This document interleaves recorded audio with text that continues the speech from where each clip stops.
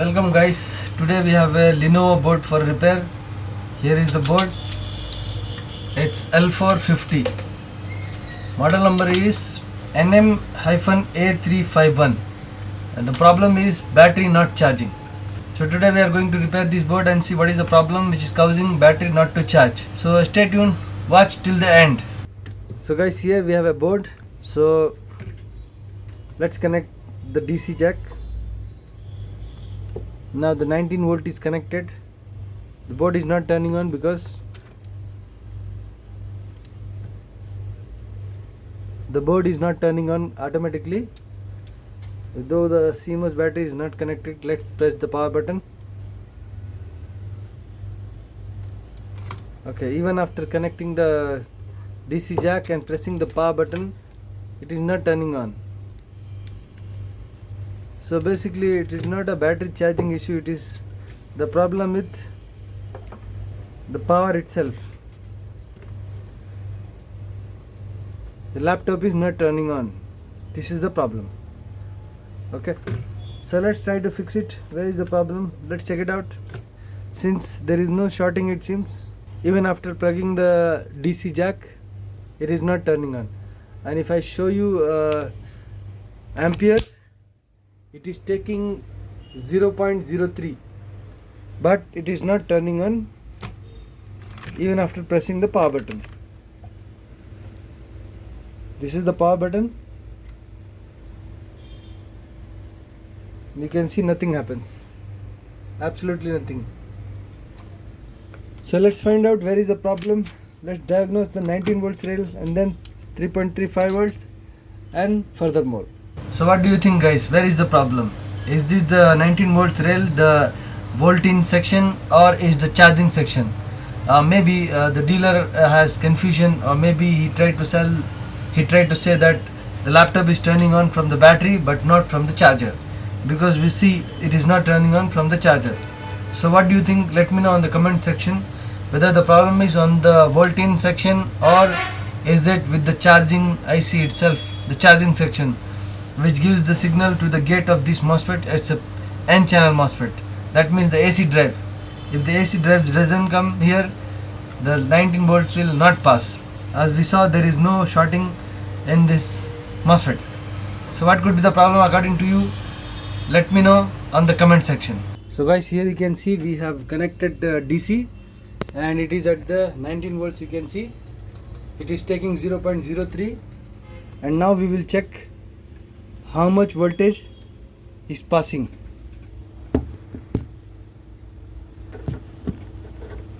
So here you can see at the source of the drain of this MOSFET we are getting 19 volts. Let me show you. Here 19 volts, and then if I switch it to source, here you can see there is no volt at the source, no voltage. And at the gate, if I switch it to gate, you can see no volt.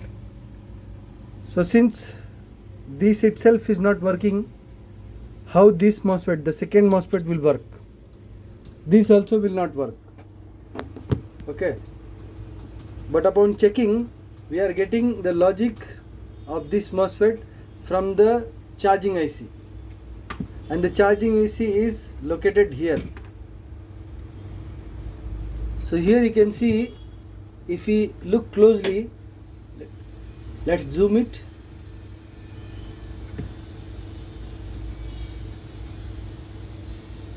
Now if I zoom it, here you can see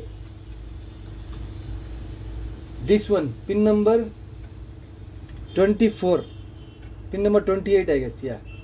Each side is 7 pins, 1, 2, 3, 4, 5, 6, 7. So 7, 7, 7, 7 and 7, that is 28. So here pin number 28, this one, the plug, the DC is already plugged. So if I check here, we are getting no volt, 0.73 something. Okay, so if you check here closely, you can see there are few caps which are moisturized. You can see here there is a moisture on it and we are not getting any voltage. And before that there is a big resistor over here. Here there is this resistor. Here if I keep my probe on this one, you will find no voltage. Let me show you once. Here you can see it is 0.73 something it is showing.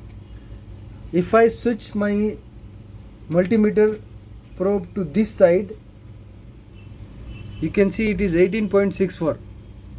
So this is the problem. Okay, this IC is not getting the proper voltage. That is why we are not getting the gate voltage. If you look closely here on the resistor, there is something like this. It has burnt, exploded from within. Okay,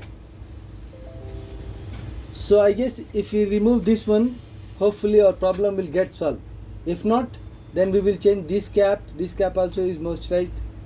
There is a corrosion over here and here also corrosion. So first we will change this one and we will check continuity whether any problem is there over here or not. So let's switch to another multimeter.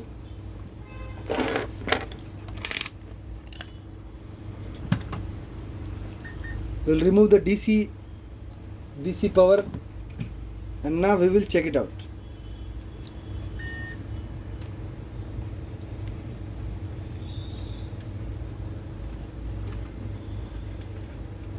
So from the ground to this, yes, beep is coming. And if we check here, there is no beep. Here beep is coming. If we check the cap, this cap also is beeping.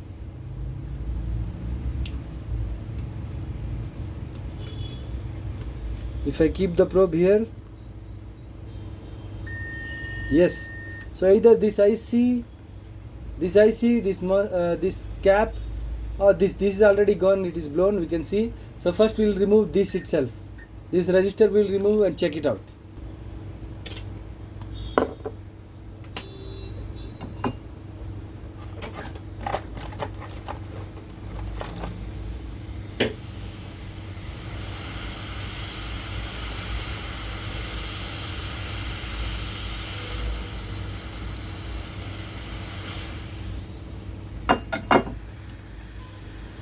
Okay guys, so the resistor has been removed. Now let's check once again. So still we are getting beep but with some value. So this side there is no beep, but this side we are getting beep, and on the cap, this cap is okay, but this cap is still beeping. So we will remove this cap as well, and after that we will do R&D on the IC also.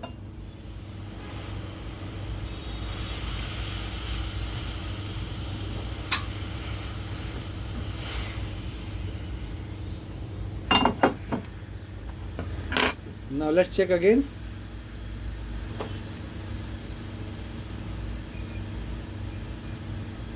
Yes, there is no beep now. The beep is gone. If I change the probe also, no beep. It shows value. Let me show you once. You can see there is a value 543. If I switch it to above, still here also same thing. The value is coming. That means IC is okay, and the resistor and cap were the faulty components. Now let's place those components, resistor and cap, and we check it out once again.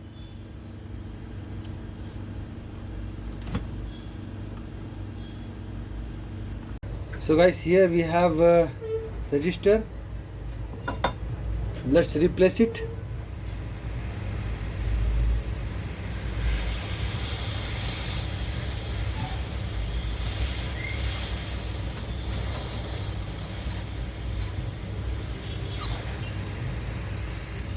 So we have placed the resistor. Now we will place a capacitor.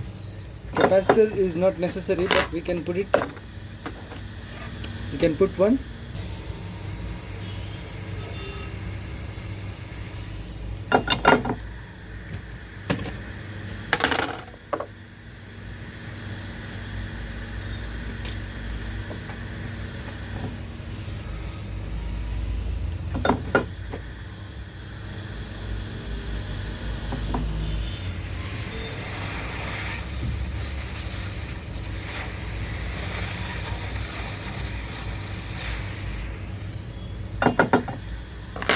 Okay, so we have placed capacitor as well as resistor. Now let it clean it. Now let's clean it and check once.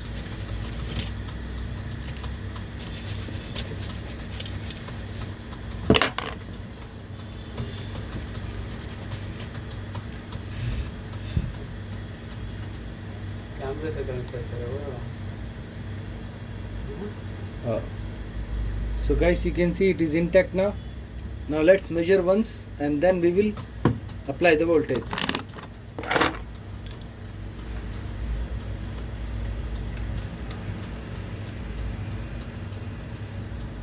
So there is no beep here. No beep. Value is coming. So no beep at all. Now let's plug the DC jack and see what is the result. So guys, DC jack is on. Now let's plug the DC. Now let's plug the power cable. Okay guys, you can see that it is turned on. Let me show you on the DC. You can see it is taking the ampere. And the display also has come, it seems. Let me check with the keyboard.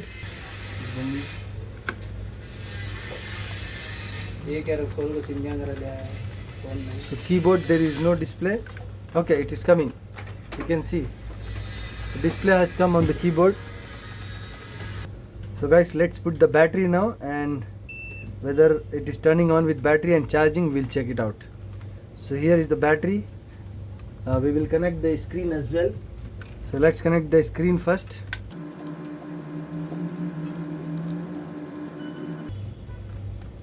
The screen is connected. Now battery.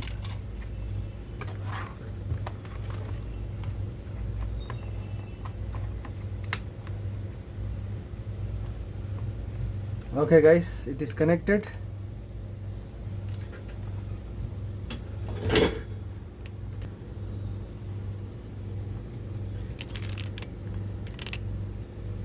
Now let's plug the DC jack.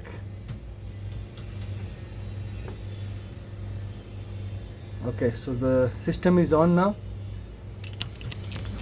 and the ampere is gone above 1.5, 1.9, and the display has come, it seems. Yeah, the display has come, but I don't see any logo over it. Let's wait for a while.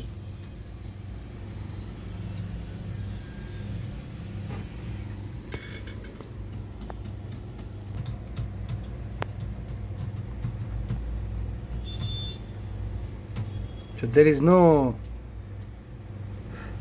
data on the display. Let me check the RAM once and display cable, put it once again, and then again we will check it out. So we have cleaned up and we have placed it. Okay, now you can see the display has come and the logo also has come. So now let me show you how much voltage we are getting at the gates and whether the battery is charging or not.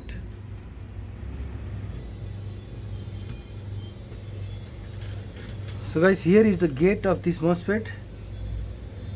Now you can see it is 24.3. That means AC drive we are getting here. So this section is clear now, and if you check on the battery charging lane, that we are getting here, we are getting 10.39. okay, so that means battery also is charging. So if I remove the DC jack, it should hold for a while. Let's see. Yes, you can see it is still working. Okay, so guys, you saw how we repaired this board. Though it was not powering on.